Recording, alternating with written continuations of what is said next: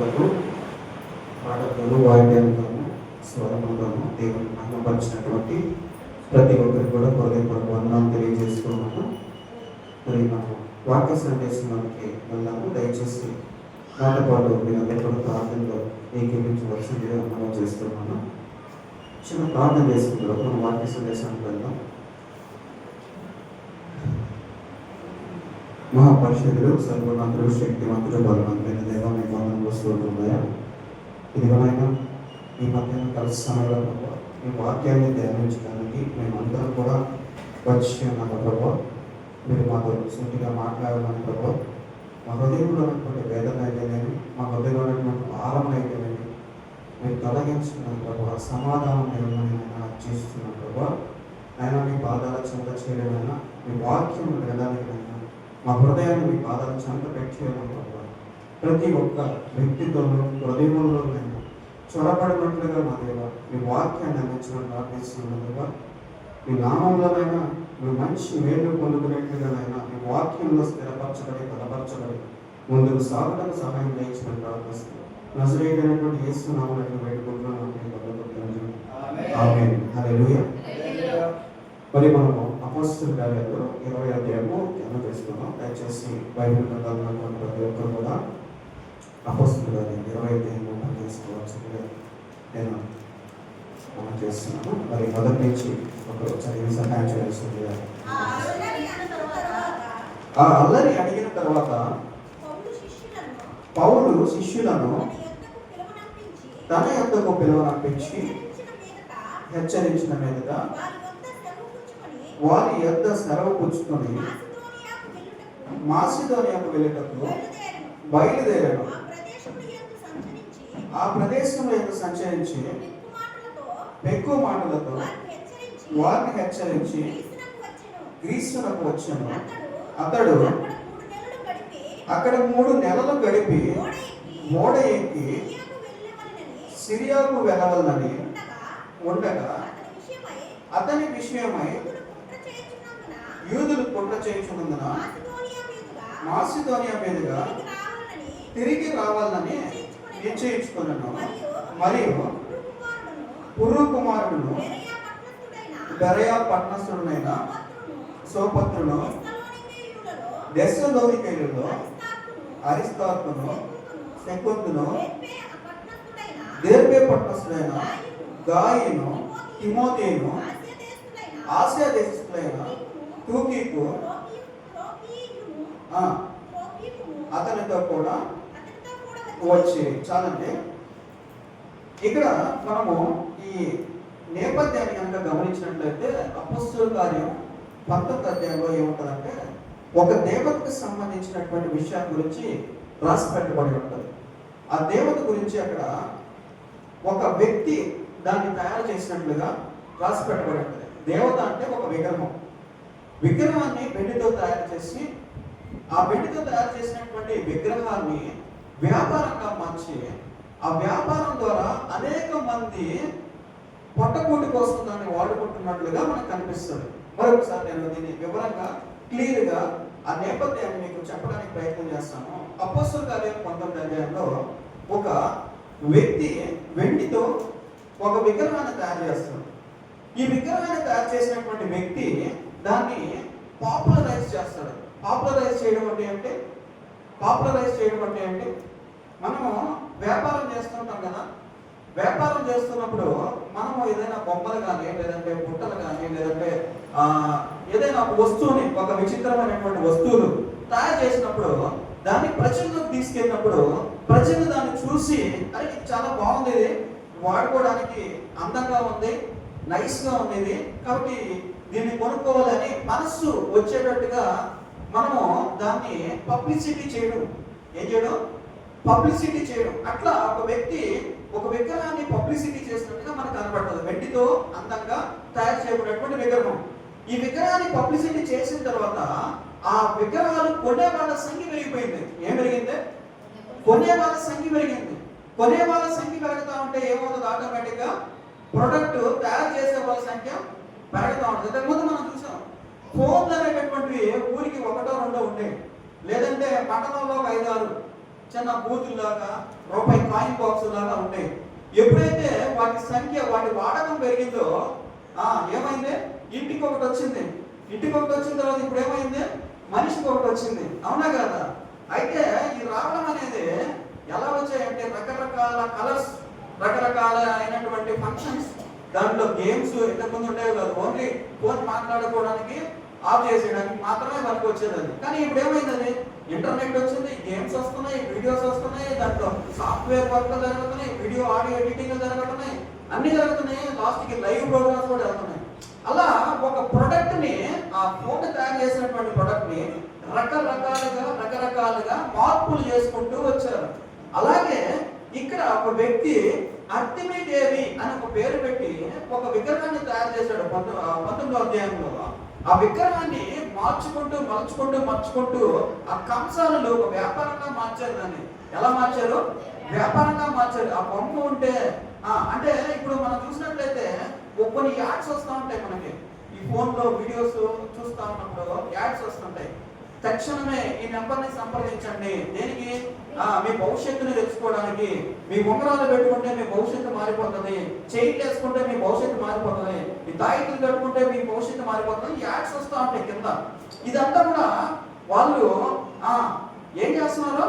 Publicity చేస్తున్నారు, దాన్ని వ్యాపారంగా మారుస్తున్నారు. దేవుడు ఎవరికి ఏం చేయాలి అని డిసైడ్ చేస్తాడో అదే చేస్తాడు. దేవుడు మనస్తత్వాన్ని బట్టి, మనిషి యొక్క పరిస్థితిని బట్టి, మనిషి యొక్క ఆలోచనను బట్టి సమాధానం ఇచ్చేటటువంటి వ్యక్తిగా ఉంటాడు. అది ఎవరిని వాడుకోవాలి, ఎవరిని మార్చుకోవాలి, ఎవరి జీవితాన్ని బాగుపరచాలి అని వాడి యొక్క కండిషన్ బట్టి, స్థితిని బట్టి ఆయన సమాధానం ఇచ్చేటటువంటి వాడుగా ఉంటాడు. కానీ ఏదో ముగ్గురు పెట్టుకున్నామనో, లేకపోతే చిన్న దండ వేసుకున్నామనో, లేకపోతే తాయికి కట్టుకున్నామనో ఇమీడియట్ గా మన పరిస్థితిని మారిపోతుంది అనేది వ్యాపారం తప్ప దేవుడి యొక్క పరిస్థితిగా ఉండదు అని బైబిల్ గ్రంథం తెలియజేస్తుంది. కాబట్టి వీళ్ళు ఏం చేశారంటే ఒక వ్యాపారాన్ని మొదలు పెట్టారు. వ్యాపారాన్ని పెంచుకుంటూ వెళ్తూ ఉంటే పౌలు గారు వచ్చి వెంటనే వారిని ఆపాడు. ఏం చేశాడు? ఆపాడు. మీరు చేతులతో చేసినటువంటి వాటిలో జీవం ఉండదు అని వాళ్ళకి చెప్తూ ఉన్నాడు, మాట్లాడుతూ ఉన్నాడు. మీరు చేసినటువంటి దాంట్లో దేవతలు ఎలా ఉంటారు? దేవతలు అంటే, దేవుడు అంటే పలాని డెఫినేషన్ ఉంటుంది. దేవుడు అంటే అంటే స్వయంభవుడు, తల్లిదండ్రులు లేనటువంటి వాడు, ఇలా కొన్ని డెఫినేషన్లు ఉంటాయి. దేవుడు అంటే మనం చేతితో తయారు చేసినటువంటి విగ్రహాల్లో దేవుడు ఉండడు అని వాళ్ళతో చెప్పిన తర్వాత అక్కడ వాళ్ళు వ్యాపారం పోతుందని చెప్పేసి కొంతమంది విన్నారు పౌలు మాటలు. అరే నిజమే కదా పౌలు చెప్పేటటువంటి విషయం. మనం చేతితో చేసుకున్నటువంటి దాంట్లో దేవుడు, దేవత, శక్తి ఎలా వస్తుంది? రాదు కదా. మరి మనం ఏం చెయ్యాలి అని కొంచెం అవగాహన వచ్చింది అక్కడ ఉన్నటువంటి వాళ్ళకి. ఇలా అవగాహన వచ్చిన తర్వాత కొద్ది కొద్దిగా పౌలు మాటలు వినడం మొదలు పెట్టారు. వాళ్ళు పౌలుతో నడవడం మొదలు పెట్టారు. మేము ఇంకా కొన్ని విషయాలు మీ దగ్గర నుంచి తెలుసుకోవాలని చెప్పేసి కొంతమంది జ్ఞానులు పౌలు దగ్గరకు వచ్చి పౌలు దగ్గర కూర్చొని తర్కిస్తూ, ఆలోచిస్తూ ఆ పాత గ్రంథాలను ఓపెన్ చేసి పౌలు చెప్తున్నటువంటి మాటలకి, పాత గ్రంథంలో ఉన్నటువంటి విషయాలకి మ్యాచ్ అవుతుందా లేదా అని చూసుకుంటూ వాళ్ళు గ్రంథాలని ఓపెన్ చేయడం మొదలు పెట్టారు. ఎక్కడో అట్టక మీద వేసినటువంటి గ్రంథాలు, ఎక్కడో గ్రంథాలయంలో దాచిపెట్టినటువంటి గ్రంథాలు, ఎక్కడో బూజు పట్టిపోయి చెదులు పట్టుకున్నటువంటి గ్రంథాలని మరలా బయటికి తీసి ఫలానా పేజీలో ఈయన చెప్తున్నటువంటి మాటలు ఉన్నాయి, నిజమే, ఈయన చెప్తున్నటువంటి ఒక వ్యక్తి భూమి మీదకి వచ్చినట్టుగా కనపడుతుంది. ఇదిగో ఒక వ్యక్తి గురించి ఈ పాత నిబంధనలో ఉన్నటువంటి గ్రంథాలని మాట్లాడుతున్నాయని చెప్పేసి యూదులు తర్కించడం మొదలు పెట్టారు. యూదులు అంటే చాలా తెలివి కలిగినటువంటి వాళ్ళు ఎక్కువ మంది. వాళ్ళలో అనేక మంది గ్రంథంలో ఉన్నటువంటి వాటిని పాటిస్తూ వాళ్ళ జీవితాన్ని అలా కొనసాగిస్తున్నటువంటి వాళ్ళు అనేక మంది ఉండేవాళ్ళు ఆ సందర్భాల్లో. మరి వాళ్ళందరూ కూడా పౌలుతో వాదించడం మొదలు పెట్టారు, పౌలు మాటలు వినడం మొదలు పెట్టారు. పౌలు వారికి అర్థమయ్యే రీతిగా గ్రంథాల్లో ఉన్నటువంటి విషయాలన్నీ కూడా వివరించడం జరిగింది. ఇలా జరిగిన తర్వాత ఏం జరిగిందంటే ఈ కంసాల వ్యాపారం అంతా కూడా పడిపోవడం మొదలైంది. బొమ్మలు కొనేటటువంటి వాళ్ళ సంఖ్య పడిపోతా ఉంది, బొమ్మలను పూజించేటటువంటి వాళ్ళ యొక్క సంఖ్య పడిపోతా ఉంది, బొమ్మను తీసుకువెళ్ళి వాళ్ళ ఇంట్లో పెట్టుకునేటటువంటి వాళ్ళ యొక్క సంఖ్య అంతా కూడా పడిపోతా ఉంది. తద్వారా ఏమైపోతా ఉంది? ఎక్కడ తయారు చేసినటువంటి ప్రొడక్ట్స్ అక్కడే ఆగిపోతా ఉన్నాయి. అవి కొనేటటువంటి వాళ్ళు లేక వాళ్ళ యొక్క జీవనాధారమైనటువంటి ఈ బొమ్మల వ్యాపారం, ఈ కంసాల వ్యాపారం, బొమ్మలు తయారు చేసుకుని అమ్మేటటువంటి వ్యాపారం అంతా కూడా పడిపోతా ఉంది. వెంటనే వీళ్ళకి కోపం వచ్చేస్తుంది. ఎందువల్ల మా వ్యాపారం పడిపోతా ఉంది, ఎందువల్ల మా వ్యాపారం తగ్గిపోతా ఉందని వాళ్ళు ఆలోచించి వెంటనే పౌలు దగ్గరికి వచ్చారు. వచ్చి నువ్వు చెప్తున్నటువంటి విషయం ఏంటి, మాకు వ్యతిరేకంగా నువ్వు ప్రచారం చేస్తున్నావు, దీంట్లో జీవం లేదంటున్నావు, దేవతలు కాదన్నావు, నీ వల్ల మాకు ఇబ్బంది కలగతా ఉందని చెప్పేసి రాజుల ఎందుకు వెళ్ళారు. వాళ్ళు ఎక్కడికి వెళ్ళారు? రాజుల ఎందుకు వెళ్ళారు. ఆ ప్రాంతంలో ఉన్నటువంటి రాజుల ఎందుకు వెళ్ళినప్పుడు వాళ్ళు వీళ్ళ మాటలు విన్నారు. విని నువ్వేమన్నా చెప్పాలనుకుంటున్నావా చెప్పు అని చెప్పేసి పౌలుతో మాట్లాడినప్పుడు పౌలు వివరంగా వాళ్ళకి అర్థమయ్యే రీతిలో తెలియజేశాడు. అర్థమైందా మీకు? పౌలు వివరంగా చెప్పాడు అన్నటువంటి అధికారులకి. వెంటనే వాళ్ళకి ఒక అర్థమైంది. ఏంటంటే ఇప్పుడు న్యాయం పౌలు వైపు చెప్తే అక్కడ ఉన్నటువంటి ప్రజలందరూ కూడా ఏమైపోతారు? వ్యతిరేకంగా మారిపోతారు. ఆ రాజ్యంలో వ్యతిరేకంగా మారిపోయేటటువంటి సంఖ్య పెరిగినప్పుడల్లా రాజ్యం కూలిపోయేదానికి, పడిపోయేదానికి, శత్రువుల చేతిలోకి అక్కడ ఉన్నటువంటి ఇన్ఫర్మేషన్ వెళ్ళేదానికి అవకాశం ఉంటది. కాబట్టి రాజులు కానీ అధికారులు కానీ ఎప్పుడైనా ఏమనుకుంటారంటే ప్రజలు మనకు అనుకూలంగా ఉంటే మంచిది అనుకుంటారు. అర్థమైందా మీకు? ఆంగ్లేయులు కూడా చేసినటువంటి పని ఇదే. ఏం పని చేశారు ఆంగ్లేయులు భారతదేశాన్ని పరిపాలిస్తున్నప్పుడు? వీలైనంత మంది ప్రజలు మనకి అనుకూలంగా ఉంటే మంచిది అని వాళ్ళు తలంచుకునేటటువంటి వాళ్ళు. ఒక్కరు ఇద్దరు ఎవరైనా వాళ్ళకి వ్యతిరేకంగా లేచారు అంటే వాళ్ళు ఏం చేసేవాళ్ళు? బంధించేవాళ్ళు, చెరసాలలో వేసేవాళ్ళు, రాజ్య బహిష్కరణ చేసేవాళ్ళు. రాజ్య బహిష్కరణ అంటే ఏంటంటే ఇన్ని సంవత్సరాల పాటు ఆ రాజ్యంలో శిక్ష విధించబడినటువంటి వ్యక్తి కనపడకూడదు అనేటటువంటి రాజ్య బహిష్కరణ. ఇలా రాజ్య బహిష్కరణ చేసేటటువంటి వాళ్ళు. అలాగే వెంటనే ఈ పౌలుకి విధించబడినటువంటి శిక్ష ఏంటంటే ఈ ప్రాంతంలో నుంచి ఆ వ్యక్తిని పంపించేయాలి. ఏం చేయాలి? దేవుని నామానికి మహిమ కలుగును గాక. ఏం చేయాలి? ఆ ప్రాంతంలో నుంచి పౌలు గారిని బయటికి పంపించాలని నిర్ణయించుకొని ఆ ప్రాంతంలో నుంచి ఆయన్ని తరలించడానికి అన్ని ప్రయత్నాలు కూడా మొదలు పెట్టారు. మరి పౌలు దగ్గరికి వచ్చారు. వాళ్ళ శిష్యులు, మారినటువంటి వాళ్ళు, స్నేహితులు, శ్రేయోభిలాషులు వచ్చి ఇదిగో పౌలు గారు మీరు ఇక్కడ ఉంటే ఇక్కడ ఉన్నటువంటి అధికారులకి ఇబ్బందిగా ఉందంట, దయచేసి మీరు ఏం చేస్తారంటే ఈ ప్రాంతం వదిలి వెళ్ళిపోండి. అప్పుడు పౌలు గారు మనుషులు అనుకున్నాడు, ఈ ప్రాంతంలో జరగాల్సినంత అభివృద్ధి జరిగింది, ఈ ప్రాంతంలో చేయాల్సినంత అభివృద్ధి చేశాను, ఈ ప్రాంతంలో నాటబడినటువంటి విత్తనాలన్నీ కూడా మొలకెత్తడం మొదలు పెట్టాయి. కాబట్టి ఇక్కడ రేగినటువంటి ఈ గందరగోళాన్ని కొంతవరకు అణచాలంటే ఏం చేయాలంటే నేను ఇక్కడి నుంచి వెళ్ళిపోవాలి అని ఆయన మనసులో తలంచుకోవడం జరిగింది. అదే మీరు చదివినటువంటి మొదటి వచనం. ఏ వచనం? 20వ అధ్యాయము మొదటి వచనం. ఏం చదివారు మీరు ఒకసారి చదివి వినిపిస్తారా? అల్లరి అడిగిన తర్వాత పౌలు శిష్యులను తన యొద్దకు పిలువనంపించి హెచ్చరించిన మీదట వారి యొద్ద నుండి సెలవు పుచ్చుకొని అక్కడి నుంచి బయలుదేరి వెళ్ళిపోయాడంట. ఇట్లా ఆయన అనేక ప్రాంతాలను ప్రభావితం చేశాడు. ఏం చేశాడు పౌలు? ఒక్క ప్రాంతంలో కాదు, ఆయన స్వార్థ మొదలుపెట్టింది అనేక ప్రాంతాలను ప్రభావితం చేశాడు. ఆయన అనేక ప్రాంతాల్లో దేవుని యొక్క వాక్యాన్ని, విత్తనాన్ని ఆయన మొలకెత్తించాడు. దానికి నీరు పోయడానికి కొంతమందిని రెడీ చేశారు. వాళ్ళ పేర్లు కూడా మీరు చదవడం జరిగింది.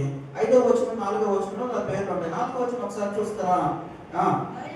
పురు కుమారుడును బెరయ పట్టణస్థుడైన సోపత్రును, దెస్సలోనికలో అరిస్తర్కును, సెకందును, దెర్బే పట్టణస్థుడైన గాయియును, తిమోతియును, ఆసియా దేశస్థుడైన తుకికు, వీళ్ళందరూ త్రోఫిమును, వీళ్ళందరూ కూడా ఎవరంటే పౌలు నాటినటువంటి చెట్లకి నీళ్లు పోయాలి కదా. చెట్టు నాటి వదిలేస్తే సరిపోతా? దానికి ఎరువు వేయాలా, నీళ్లు పోయాలా, దానికి కీటకాలు ఏమన్నా వచ్చి వాడినప్పుడు వాటిని వాడకుండా మందు కొట్టాలి, వాటిని పెంచాలి, అభివృద్ధి చేయాలి. వాటి ఎదుట నుంచి ఏం ఆశిస్తున్నారు? వీళ్ళు ఫలములు ఆశిస్తున్నారు. ఏం ఆశిస్తున్నారు? ఆ చెట్ల నుంచి ఫలాలు ఆశిస్తున్నారు వాళ్ళు. కాబట్టి వీళ్ళు చెప్పినటువంటి సువార్త ఫలించడానికి నీరు పోసేటటువంటి వారిని సిద్ధం చేసేటంట ఎవరు? పౌలు.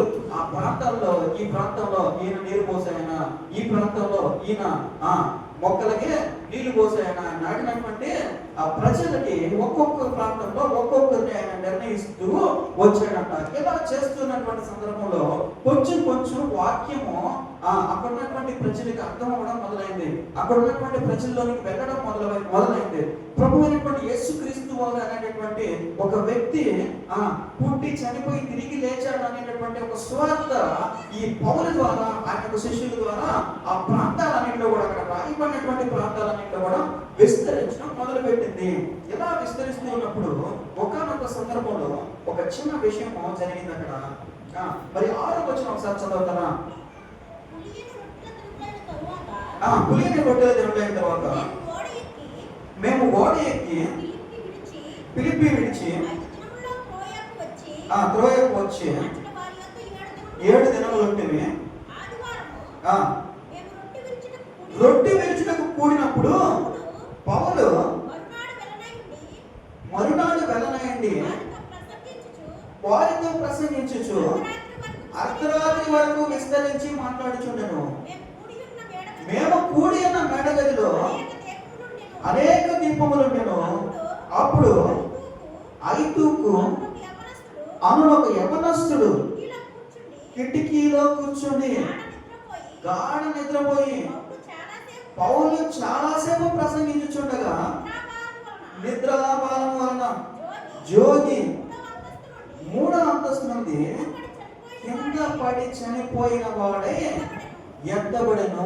చూడండి, ఇక్కడ జరిగినటువంటి సందర్భాన్ని ఒకసారి గమనించండి. ఇక్కడ ఇప్పుడు చదివినటువంటి 2 వచనాల్లో మీకు నేను 3 పాయింట్స్ తెలియజేస్తాను. 3 పాయింట్స్ తెలియజేస్తా. ఫస్ట్ పాయింట్ ఏంటంటే, ఈ మధ్య యూట్యూబ్లో వస్తున్నటువంటి ప్రసంగాల్లో ఒక వ్యక్తి నేను గమనించాను. ఏమన్నాడంటే, నేను ఇంకా రాత్రి ప్రసంగించడం మానేస్తాను అన్నాడు. ఏమన్నాడు? ఇంకా రాత్రి మీటింగ్స్ పెట్టడం కానీ రాత్రులు వాక్య ప్రసంగం చేయడం కానీ మానేస్తాను. ఇప్పటి వరకు చేసినటువంటి వాక్య ప్రసంగం చాలు. ఎందుకు నేను మాట్లాడుతున్నానంటే, నేను మాట్లాడేటప్పుడు ఎవరు కూడా అటెన్షన్లో ఉండట్లేదు, నిద్రపోతున్నారు, మెలకుగా ఉండలేకపోతున్నారు. కాబట్టి సంపూర్ణ రాత్రి కూడికలు జరగడము మంచిది కాదు అని ఆయన వరకు ఉన్నటువంటి ఆ ప్రాబ్లంని మొత్తం విస్తరించేశాడు. ఎక్కడ విస్తరించాడు? అసలు పెట్టకూడదు, ఎవరు కూడా రాత్రి కూడికలు పెట్టకూడదు అన్నట్టుగా, రాత్రి ప్రసంగాలు చేయకూడదు అన్నట్టుగా ఆయన మొత్తం అందరి ప్రజలకి విస్తరించినట్లుగా విస్తరించాడు. అయితే మనం ఇక్కడ కనుక కనుక చూసినట్లయితే పౌలు గారు ఏ సందర్భంలో వాక్యం చెప్తున్నాడు? ఏ టైంలో వాక్యం చెప్తున్నాడు ఆయన? పౌలు ఏ టైంలో వాక్యం చెప్తున్నాడు?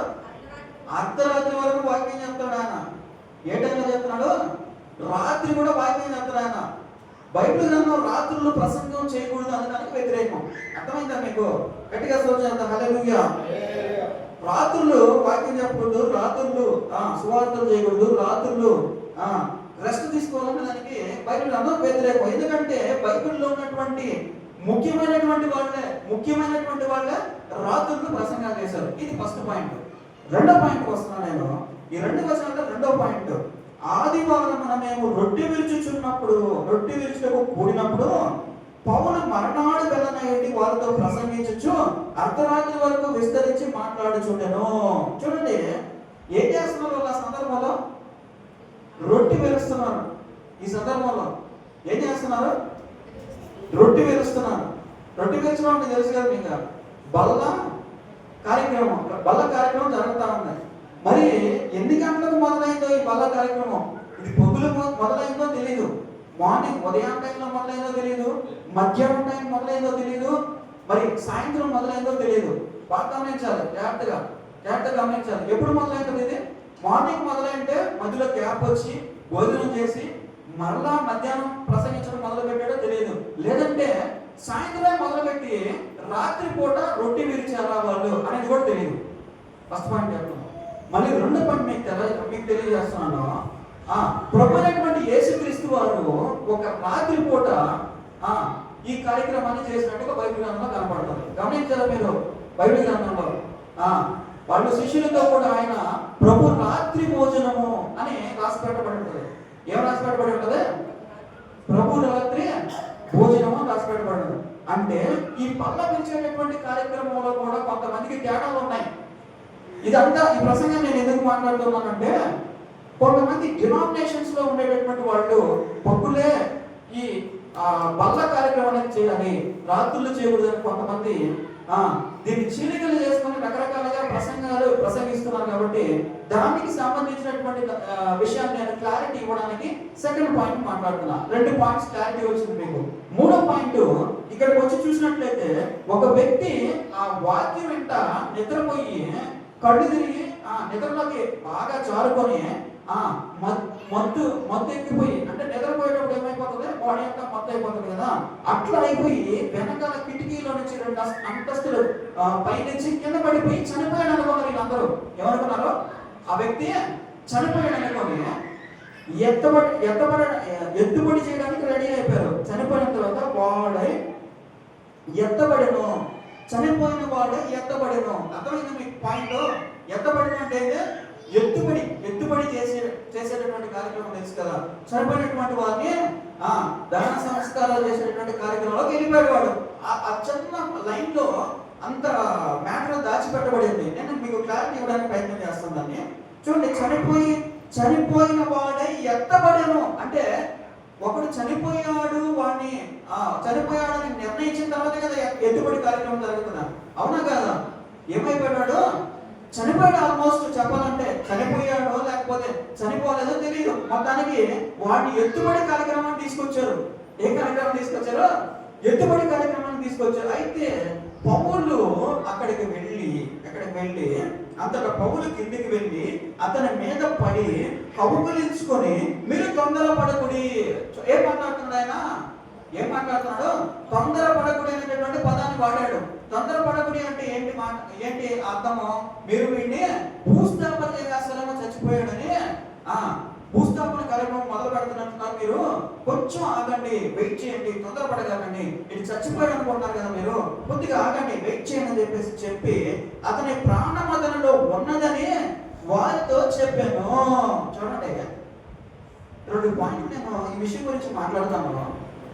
మన పూర్వీకులు ఒక వ్యక్తి చనిపోయాడని ఎప్పుడు డిసైడ్ చేసుకుంటారంటే, వాళ్ళు నాడి పట్టుకొని చూస్తారు, చెవులు గుండె మీద పెట్టి చూస్తారు, కళ్ళు ఓపెన్ చేసి చూస్తారు.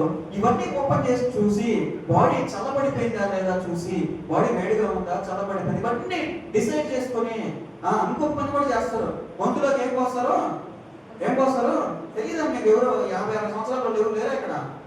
లేరా? ఒక 60 సంవత్సరాల క్రితం మనిషి చనిపోయాడని ఎక్కడ డిసైడ్ చేసేవాళ్ళు? డాక్టర్లు వచ్చేవాళ్ళు, ఇంటికి వచ్చేవాళ్ళ?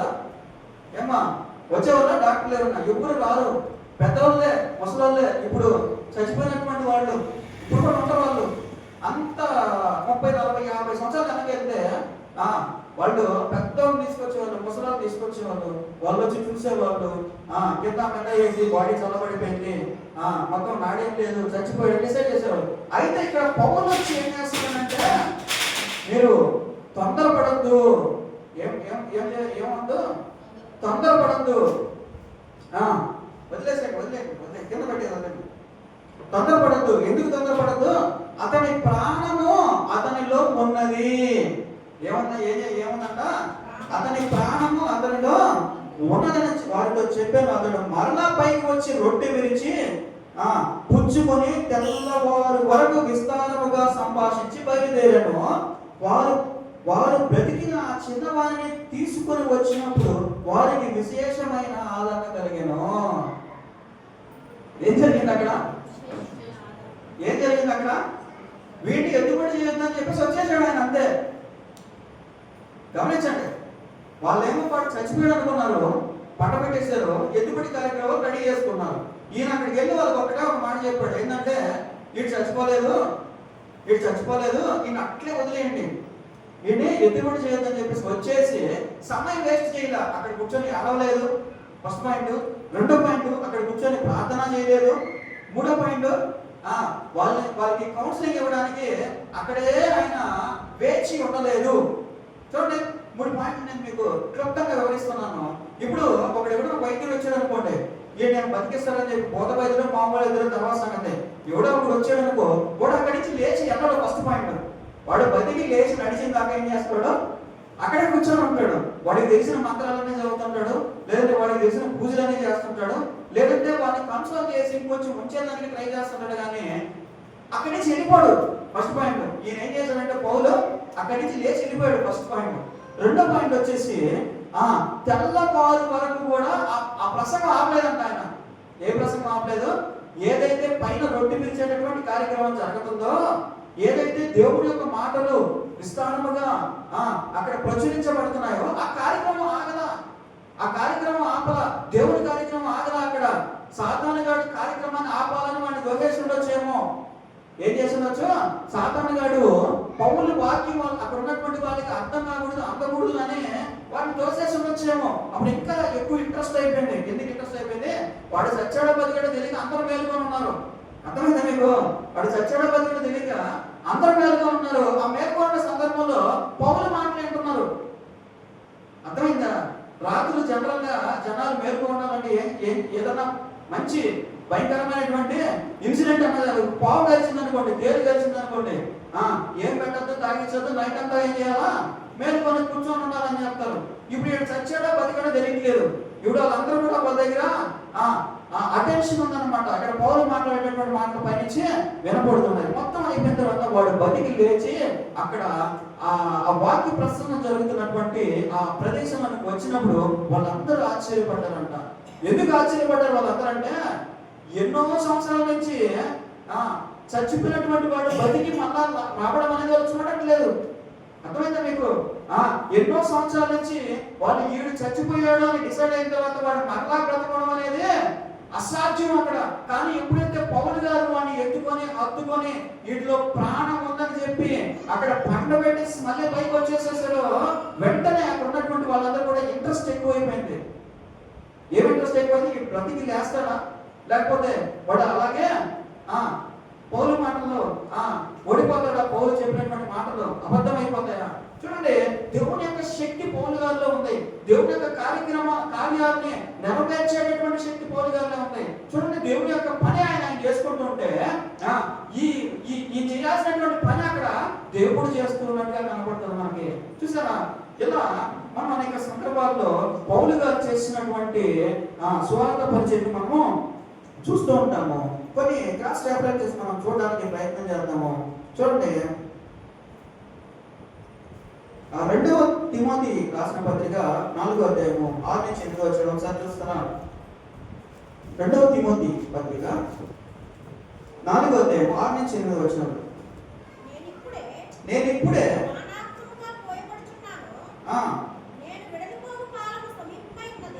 నేను వెడలిపోవు కాలము సమీపమైనది, మంచి పోరాటము పోరాడితిని, నా పరుగు కడముట్టించింది. చూడండి, ఏం కాపాడుకున్నాడంట? విశ్వాసాన్ని కాపాడుకున్నాడంట. ఆ ఫలాన్ని గురించి ఇక్కడ మాట్లాడుతున్నాను నేను. ఏం విశ్వాసం అదే? దేవునికి దేవుని మీద ఉన్నటువంటి విశ్వాసం, లేదా పౌల మీద ఉన్నటువంటి విశ్వాసం. ఎవరికి ఉన్నటువంటి విశ్వాసం? ప్రజలకు ఉన్నటువంటి విశ్వాసాన్ని కాపాడాడు. రెండవది, పౌలు మీద దేవుడు పెట్టినటువంటి పరిచర్య భారం అనేటటువంటి ఆ విశ్వాసాన్ని కూడా కాపాడుకున్నాడు. దేవుడు నమ్మాడు పౌల్ని. పౌలు ఇంకా మారిపోయాడు.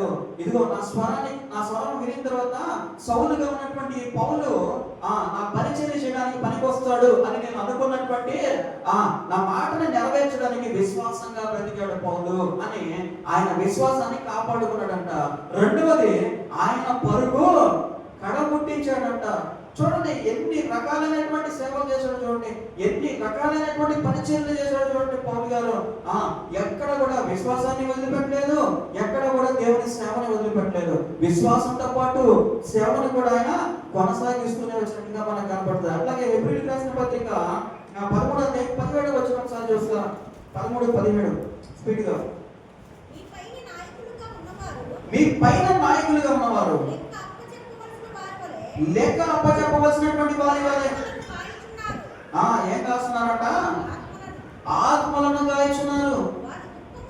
వారు దుఃఖముతో ఆ పని చేసిన ఎడల నిష్ప్రయోజనము కనుక దుఃఖముతో కాక ఆనందముతో చేయనట్లు వారి మాట విని వారికి లోబడి ఉండి. చూడండి, పౌలు గారు చేసేటటువంటి కార్యక్రమం ఎలా ఉందంటే, ఆయన చెప్పేటటువంటి మాట వినేటటువంటి వారు, ఆయనకి ఇవ్వబడినటువంటి ప్రజలు, అనేక మంది ఇవ్వబడ్డారు కదా ప్రజలు పౌలు గారికి. వీళ్ళందరూ కూడా ఆయన మాట చెప్తే వినేసేటటువంటి వారుగా ఉండాలి. ఎలా ఉండాలి? ఇప్పుడు వాడు చచ్చిపోలేదుగా, బ్రతికున్నాడు, వాడి దహన సంస్కారాలు చేయొద్దు అని చెప్పినప్పుడు వాళ్ళు ఏమన్నారు? విన్నారు. వ్యతిరేకించి మాట్లాడాల, అవిశ్వాసంగా మాట్లాడాల. అవిశ్వాసంగా మేము చిన్నప్పుడు ఏం చూస్తున్నాము, ఎప్పుడైనా ఇట్లా నాటి లేనటువంటి వాడు బతికి మళ్ళీ లేచి నడిచి వచ్చినట్టు మేము చూడలేదే, ఏం మాట్లాడుతున్నావు పౌలు నువ్వు అనలేదు. ఏమన్నారు వాళ్ళు? చెప్పిన మాట విన్నారు. ఆయన చెప్పిన మాట వినేసి రే అందరూ కూర్చొని నేను మీద మాట్లాడాలా, వాడు అక్కడ పడుకోబెట్టండి, వాడు చచ్చిపోలేదు, వాడు ఆత్మ వాళ్ళలో ఉంది, విడిచిపెట్టలేదు అని అన్నప్పుడు వాళ్ళందరూ కూడా పౌలు మాట విన్నారు. ఇంకొకడైతే అరే ఏం మాట్లాడుతున్నావు నువ్వు, పడిపోయినటువంటి వాడు రెండో ఫ్లోర్ నుంచి పడిపోతే వాడు పైన అంతస్తులో నుంచి కింద పడిపోయినటువంటి వాడు సోదరు పడిపోయినాడు, వాడిని ముందు హాస్పిటల్ తీసుకెళ్ళాలి, వైద్యుల దగ్గరికి తీసుకెళ్ళాలి. అప్పట్లో కూడా వైద్యులు ఉండేటటువంటి వాళ్ళు, వైద్యుల దగ్గరికి తీసుకెళ్లి వాడు బ్రతికించుకోవాలా, లేదు నువ్వు చెప్పేటటువంటి మాటలు మేము వినాలా అని ప్రశ్నించలా. వాళ్ళు ఏం చేయలేదు. అక్కడ ఉన్నటువంటి వాళ్ళు పౌరుని ప్రశ్నించలా. మేము వైద్యుల దగ్గర తీసుకెళ్లి వాడికి ఏమైతే చూసుకోవాలి కదా, నీ మాట్లాడతా ఉంటే ఉదయం నుంచి చెప్తా ఉన్నావు నువ్వు, మధ్యాహ్నం నుంచి చెప్తా ఉన్నావు అని పౌరుని విసిగించలేదు. అక్కడ ఉన్నటువంటి వాళ్ళు పౌరుని బాధ పెట్టలేదు, పౌరుని నొప్పించలేదు, దుఃఖంతో వెళ్ళిపోయేటట్టు చేయలేదు. పౌరుని ఎలా చేశారు? సంతోషంతో ఆయన పరిచయం చేయనట్లుగా మాట విన్నారు. కాబట్టి అక్కడ అద్భుతమైనటువంటి కార్యం జరిగింది. నిజానికి చెప్పాలంటే వ్యక్తి చనిపోయి కూడా ఉండొచ్చు. ఎందుకంటే రెండో ఫ్లోర్ నుంచి కింద పడినప్పుడు బ్రతకడం అనేది అసాధ్యం జనరల్ గా. ఆ రోజుల్లో ఇంకా చెప్పాలంటే భయంకరమైనటువంటి రోజులై, అక్కడ సరిగా వైద్యం లేనటువంటి రోజులై, అలాంటి రోజుల్లో ఆ వ్యక్తి బ్రతికాడంటే ఖచ్చితంగా అది దేవుని యొక్క కృపని మనము అనుకోవాలి. అలాగే మరొక రెఫరెన్స్ మనం చూద్దాము. 1 పేతురు 5వ అధ్యాయం 1-4 కూడా అదే విధంగా రాసి పెట్టబడి ఒకసారి చూస్తారా? 1 పేతురు 5వ అధ్యాయం 1-4 చదవమ్మా. క్రీస్తు శ్రమలను కూర్చున్నటువంటి సాక్షిని బయలుపరచబోవు, మహిమలో పాల్వాడినైనా నేను మీలోని పెద్దలను హెచ్చరించుచున్నాను. దేని చేత కాక, బలిమి చేత కాక, దేవుని చిత్త ప్రకారము ఇష్టపూర్వకంగాను, దేంతో కాకుండా, దుర్లాభాపేక్షతో కాకుండా, శుద్ధ మనసుతోను మీ మధ్యనున్న దేవుని మందను ఏం చేయొచ్చు? పై విచారణ చేయొచ్చు, దానిని కాదు. చూడండి ఎన్ని పాయింట్లు చెప్పాడు, చూడండి ఎన్ని పాయింట్లు చెప్పాడు చూడండి. బలము చేత కాక, దేని చేత కాకుండా, బలము చేత కాకుండా. బలం అంటే ఏంది? నేను మంచి వయసులో ఉన్నాను, నేను 20 చర్చిలు మెయింటైన్ చేయగలను, నేను 100 చర్చిలు మెయింటైన్ చేయగలను, నాకున్నటువంటి డబ్బుకి నేను 1000 చర్చిలు కట్టగలను, నాకున్నటువంటి డబ్బుకి నేను 500 చర్చిలు కట్టగలను. ఇది బలము. బలము చేత కాదు, వద్దు బలము. ఒక చర్చి చాలు 1,00,000 మందిని తీసుకురావడానికి. నువ్వు 1,00,000 చర్చిలు కట్టి ఒక్కొక్క ఆత్మను రక్షించడం అది బలం. అది ఒకే చర్చిని కట్టి 1,00,000 మందిని రక్షించడం అనేది దేవుని యొక్క ఏంటంటే దేవుని యొక్క ఆశ, ఆజ్ఞ, దేవుని యొక్క ఆలోచన, దేవుని యొక్క నిర్ణయము, దేవుని యొక్క ఏర్పాటు. అర్థమవుతుందా చెప్పే మాటలో? మరి రెండవ విషయం, దుర్లభాపేక్ష చేత కాకుండా, దేని చేత కాకుండా, దుర్లభాపేక్ష చేత కాకుండా. దుర్లభాపేక్ష అంటే మనుషుల్ని సంపాదించుకోవాలి, తద్వారా ధనము సంపాదించుకోవాలి. స్వార్థము అనేటటువంటిది ఉండకూడదంట. ఏముండకూడదు? స్వార్థము అనేటటువంటిది ఉండకూడదు. నాది అనేటటువంటి పదాలు వర్కౌట్ అవ్వవు దేవుని దగ్గర. ఇది నాది, ఇది నేను కట్టించాను, ఇది నా ద్వారా రన్ అవుతా ఉంది, ఇది నేనుంటేనే ఉంటది, ఇది నేను లేకపోతే ఉండదు, ఇది నా ద్వారా మాత్రమే నిలబడింది. ఈ పదాలు ఉండకూడదంట దేవుడి దగ్గర. ఎందుకంటే నాది అనేటటువంటిది దుర్లభాపేక్షకు లోనేటట్టు చేస్తుందంట. దుర్లభాపేక్షకు లోనైనప్పుడు దేవుని యొక్క ఆత్మ అక్కడ ఉండదు. చూడండి మూడవ విషయం ఏంటంటే పై విచారణ చేయొచ్చు. చూడండి పై విచారణ చేయొచ్చు అంటే ఏంటంటే 2 రకాలైనటువంటి అర్థాలు వస్తాయి దీనికి.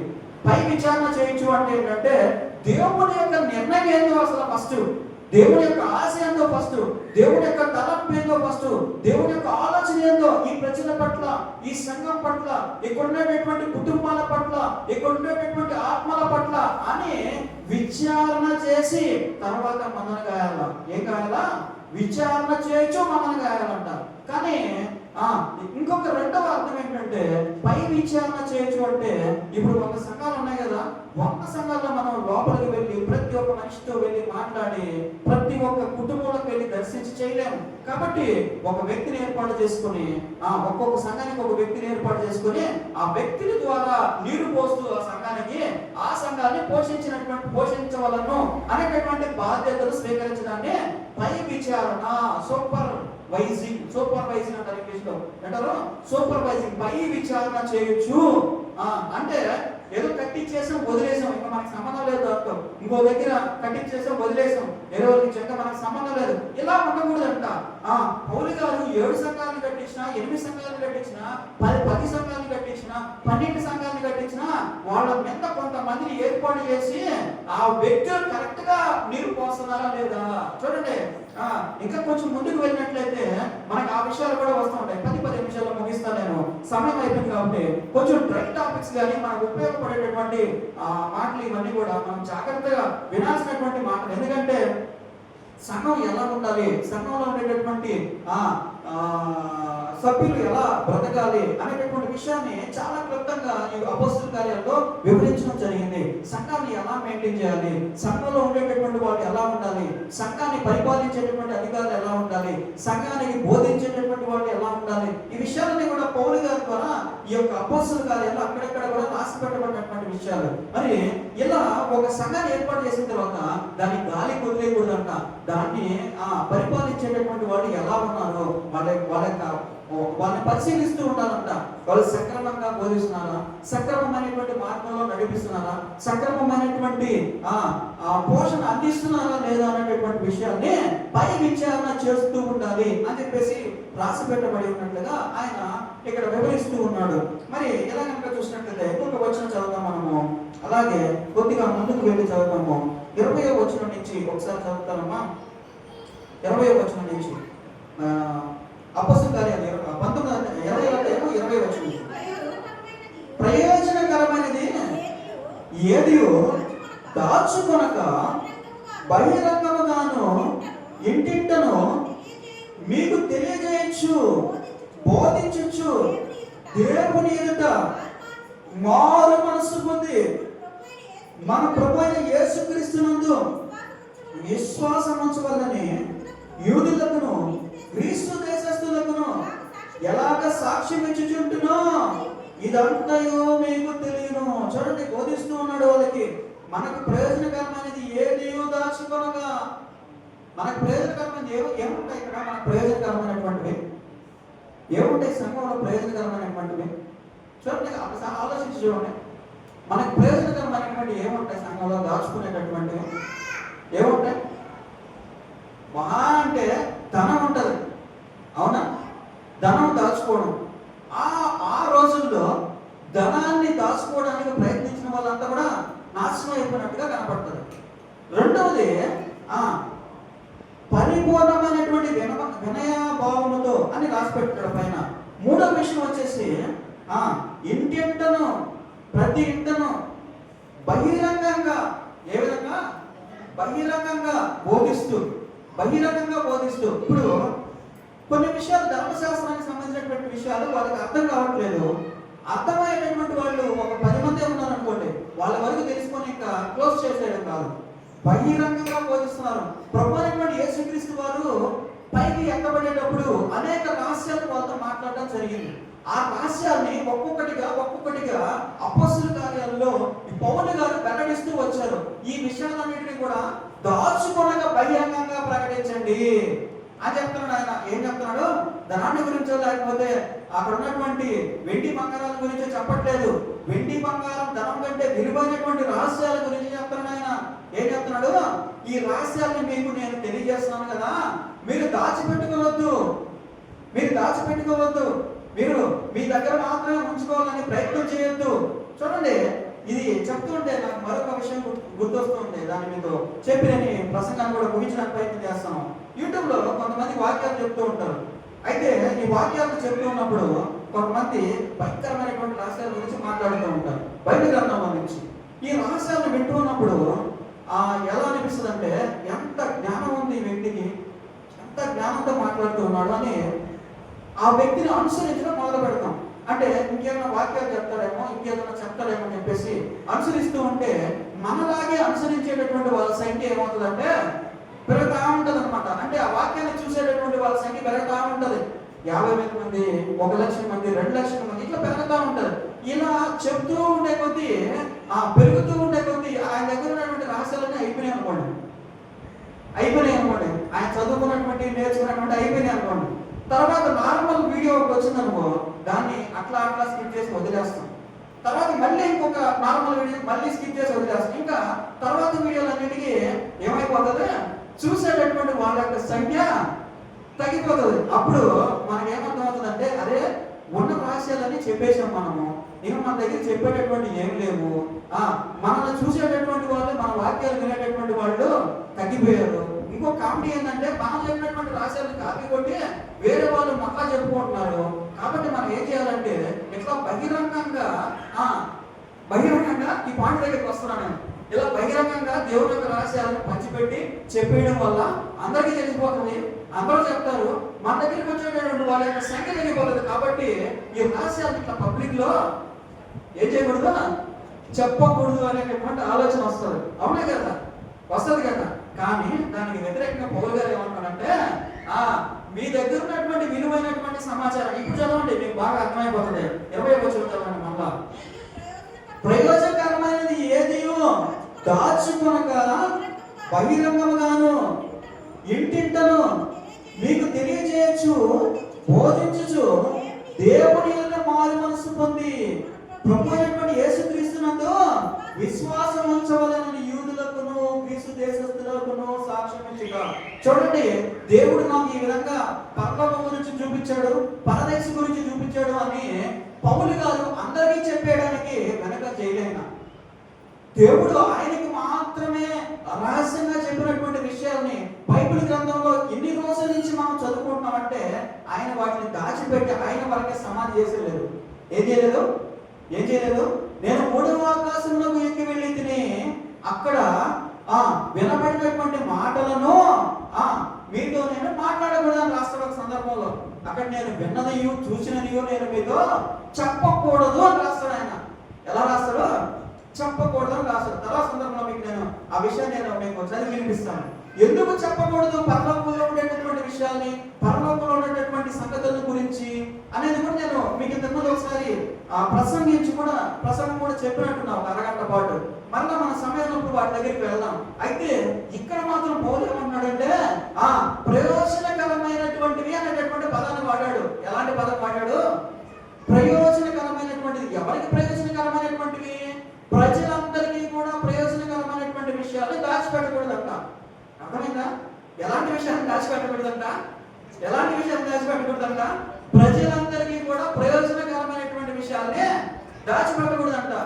మీకు గమ్మత్తైనటువంటి విషయం, భూమి మీదకి పర్వతానికి ఒక దారి ఉంది అనుకోండి. అది దేవుడు ఏదో ముచ్చట కొద్ది పౌలు గారికి చెప్పాడు అనుకోండి, అరే పలానా కొండల్లోకి వెళ్ళి, పలానా గుహల్లోకి వెళ్ళి, పలానా పర్వతం మీదకి కానీ నడుచుకుంటూ వెళ్తే అక్కడి నుంచి నడుచుకుంటూ పరలోకంకి వెళ్ళిపోయేదానికి ఒక రహస్య మార్గాన్ని నేను ఏర్పాటు చేస్తున్నాను అని చెప్పాడు అనుకోండి పౌలు గారికి. ఇప్పుడు అందరికీ చెప్పాలా? ఇది అందరికీ చెప్పాలా ఆ విషయం? చెప్పాలా? చెప్పాల్సిన అవసరం లేదు. ఎలాంటి విషయాలు చెప్పాలి అంటే ఇక్కడ రాశాడు, ప్రయోజనకరమైనది ఏదియు దాచుకొనక. అర్థమైందా? ప్రయోజనకరమైనటువంటి విషయాన్ని నరకానికి వెళ్లకుండా పరలోకానికి వెళ్ళేటటువంటి ప్రయోజనకరమైనటువంటి విషయాలు, నశించిపోకుండా దేవుని నమ్ముకునేదానికి ఉపయోగపడేటటువంటి ప్రయోజనకరమైనటువంటి విషయాలు, బైబిల్ గ్రంథంలో ఉండేటటువంటి దాచబడినటువంటి రహస్యాలలో ఉన్నటువంటి అందరికీ ఉపయోగపడేటటువంటి విషయాల గురించి మాత్రము చెప్పకుండా మానకుండా ఉండొద్దు. ఇంటింటికి చెప్పండి. ఎవరెవరు చెప్పాలి? ప్రతి ఇల్లుకి చెప్పండి, ప్రతి జనాంగానికి చెప్పండి, వాళ్ళు హిందువులని కాదు, క్రైస్తవులని కాదు, ముస్లింలని కాదు, లేకపోతే ఇంకొకరిని కాదు, అందరికీ చెప్పండి. ఎందుకంటే ప్రతి వ్యక్తికి కూడా ప్రయోజనకరమైనటువంటి విషయం అది, ప్రతి వ్యక్తికి కూడా ఉపయోగకరమైనటువంటి విషయం అది, ప్రతి వ్యక్తిని కూడా బాగుపరిచినటువంటి విషయం అది, ప్రతి వ్యక్తిని కూడా నరకం నుంచి రక్షించేటటువంటి విషయం అది, ప్రతి వ్యక్తిని కూడా పరదేశంలో తీసుకువెళ్ళి నిలబెట్టేటటువంటి విషయం అది. కాబట్టి నీ ప్రయోజనకరమైనటువంటి సువార్తను యేసుక్రీస్తు వారు దేవుని కుమారుడు, ఆయన తిరిగి లేచాడు చనిపోయాక అనేటటువంటి విషయాన్ని గురించి అందరికీ చెప్పండి, ప్రతి సమాజానికి తెలియజేయండి. దానికోసం అవసరమైతే కొట్టబడడానికి కూడా సిద్ధమవ్వండి. ఇదిగోండి, దానికోసం అవసరమైతే మీ రక్తాన్ని చిందించడానికి కూడా మీరు వెనకం చేయొద్దు. దానికోసం అవసరమైతే మీరు జైలులో మగ్గిపోవడానికి కూడా వెనకం చేయొద్దు. దానికోసం అవసరమైతే మీరు కుటుంబాన్ని కూడా కోల్పోండి. దానికి అవసరమైతే మీరు ప్రేమించేటటువంటి వారిని కూడా వదిలేయండి. దానికోసం అవసరమైతే ఇదిగో ఈ ప్రపంచంలో ప్రతి ఒక్కరు మిమ్మల్ని తోసివేసిన, ప్రతి ఒక్కరు మిమ్మల్ని నెట్టివేసిన, ప్రతి ఒక్కరు మిమ్మల్ని హింసిస్తున్నా, ఈ సమాజంలో నుంచి మిమ్మల్ని బహిష్కరించినా కూడా మీరు ఒకే ఒక్కడిగా నిలబడినా కూడా సమాజానికి వచ్చి మరలా మరలా మరలా అదే ప్రకటించండి. ఏంటది? మీకు ఉపయోగకరమైనది, మిమ్మల్ని రక్షించేటటువంటిది, మిమ్మల్ని జీవింపచేసేటటువంటిది నిత్యమైనటువంటి మార్గము ఒక్కరి ద్వారా ఉంది. ఆయనే ప్రభు అనేటువంటి యేసుక్రీస్తు, ఆయనే జీవము, ఆయనే సత్యము, ఆయనే మార్గం అని చనిపోయే ముందు వరకు కూడా తెలియజేయండి. గట్టిగా స్తోత్రం చెప్తాం. దేవుడా మనకి మహిమ కలుగును కాక. మరి సమయం అయిపోయింది కాబట్టి మనము మరొక సందర్భంలో మిగతా వచనాల గురించి ధ్యానం చేద్దాం. మరి కథ వచ్చినట్లయితే చివరి ప్రార్థన చేసుకుని ఆరాధన కార్యక్రమం ముగించుకుందాం. మరి ఈ వాక్యంలో మనము ఏం విన్నామంటే పౌలు గారు ఏ విధంగా సువార్త ప్రకటించాలి అనేటువంటి విషయాన్ని తెలియజేశాడు. ఒక ప్రాంతంలోకి మనము ఏదో పుట్టామో, బ్రతుకుతూ ఉన్నాము, మన అవసరాలను తీర్చుకుంటూ ఉన్నాము, మనము మన ఉద్యోగాల్లోనూ వ్యాపారాల్లోనూ స్థిరపడిపోయినాము, ఇంకా చాలులే అనుకునేటటువంటి ఆలోచన కాకుండా ఇదిగో పౌలు గారి వల్ల అనేక ప్రాంతాలకు వెళ్ళి దేవుని యొక్క వాక్యాన్ని మనము విత్తనాలు చల్లాలి అని ఆయన చెప్పాడు. విత్తనాలు చల్లిన తర్వాత విత్తనాలు మొలవడానికి నీరు పోసేటటువంటి వారిని సిద్ధం చేయాలని ఆయన చెప్తున్నాడు. అలాగే ఆ నీరు పోసేటటువంటి వారికి పై విచారణ చేయే వ్యక్తిగా ఉండి మనం వాటి యొక్క బాగోగులను తీసుకోవాలి, చూసుకోవాలని చెప్తున్నాడు. అలాగే ప్రజలకు ఉపయోగపడేటటువంటి ఏది కూడా దాచకూడదు. అది దర్శనమైనప్పటికీ, అది హెచ్చరించినప్పటికీ, అది ఎదుటి వారికి కొంచెం కష్టం అనిపించేదైనప్పటికీ, ఎదుటి వారిని కొంచెం నొప్పించేదైనప్పటికీ, ఎదుటి వారిని కొంచెం ఇబ్బంది పెట్టేదైనప్పటికీ, ఎదుటి వారికి కోపం తెప్పించేదైనప్పటికీ, అది వారికి ప్రయోజనకరమైనదిగా ఉన్నట్లయితే మనము వెనకంచి వేయడానికి బోధించాలని చెప్పేసి చెప్తున్న సందర్భాన్ని మనం చూసాము. కాబట్టి తలవచ్చినట్టు ప్రార్థన చేసుకుందాం. మహాపరిశుద్ధుడు, సర్వోన్నతుడు, శక్తివంతుడు, బలవంతుడైన దేవా నీకే స్తోత్రమయ్యా. ఇదిగోనైనా మీ పేర్ల ద్వారానైనా మీరు చేసినటువంటి సువార్త ప్రభావ, ఇదిగోనైనా మీరు నాటినటువంటి విత్తనమునైనా విస్తరించి ప్రభావ ప్రపంచమంతా కూడా ప్రభావ, ఇదిగోనైనా అనేక ప్రాంతాల్లో వెతబడినటువంటి ఆ విత్తనములనైనా చెట్లుగా ఉన్నాయన మొలకలుగా ఉన్నటువంటి ఆ విత్తనములు విస్తరించి విస్తారమైనటువంటి ఫలాలను ఇచ్చి ప్రభావ, ఇదిగోనైనా ప్రపంచం అంతా కూడా పంచబడిన ఫలాలను మేము పూజించినట్టు ఇదిగో మీరు చేసినటువంటి గొప్ప స్వార్థ భాగ్యం బట్టి మీకు స్తోత్రములు ప్రభావ. ఇదిగోనైనా పౌలు గారి ద్వారా మీరు జరిగించినటువంటి ఇదిగోనైనా భయంకరమైనటువంటి సేవ ప్రభావ, ఇదిగోనైనా మనుష్యులకు భయపడినటువంటిది, ఇదిగో మనుషులకు అధికారులకు చెక్కనటువంటిది ప్రభా, ఇదిగో ప్రాణాలకి తెగించినటువంటి సేవ ప్రభా, ఇదిగోనైనా ఎక్కడ కూడా ఇదిగోనైనా వెనకంచి వేయినటువంటి సేవ ప్రభా, ఇదిగోనైనా విస్తారముగా పోరాడి ఇదిగో పలుకు తుద ముట్టించే వరకు ప్రభా వెనకంచి వేయినటువంటి సేవను ఆయన మేము కంటితో చూసాం ప్రభా. ఇదిగోనైనా వారిలో ఉన్నటువంటి ఆత్మవిశ్వాసాన్ని, వారిలో ఉన్నటువంటి ధైర్యాన్ని, వారిలో ఉన్నటువంటి విశ్వాసాన్ని మా అందరికీ కూడా దయచేయమని ప్రభా, ప్రతి కుటుంబానికి దయచేయమని ప్రార్థిస్తున్నాను ఆయన. ప్రతి వ్యక్తిలో ఇదిగో మీరు నిలబడి మాట్లాడమని ప్రార్థిస్తున్నాను దేవా. మేము కూడా నాయన ఇదిగోనైనా స్వార్థను ప్రచురించేటటువంటి వారముగా నాయన, స్వార్థ భారాన్ని మోసుకొని వెళ్ళేటటువంటి వారముగా నాయన మీరు సహాయం అందించమని, నా దేవా జ్ఞానాన్ని ఇవ్వమని, ఇదిగో మా నోరులో నాలుకలను వేపమని ప్రభా ప్రార్థిస్తున్నాయి. మధ్యాహ్న కాల సమయంలో ప్రభా ప్రతి కుటుంబాన్ని బట్టి మీరు ఆదరిస్తున్నందుకు నాయన, శ్రమంలో నుంచి లేపుతున్నందుకు నాయన, అనేకమైనటువంటి నాయన ప్రమాదాల నుంచి తప్పిస్తూ ఆయుష్కాలను ఇస్తున్నందుకు మీకు స్తోత్రములు నా దేవా. దుష్ట ద్రాత్మ శక్తుల ప్రభావం నుంచి విడిపించి సంతోష వస్త్రమును దయచేసినందుకు మీకే స్తోత్రం నా దేవా.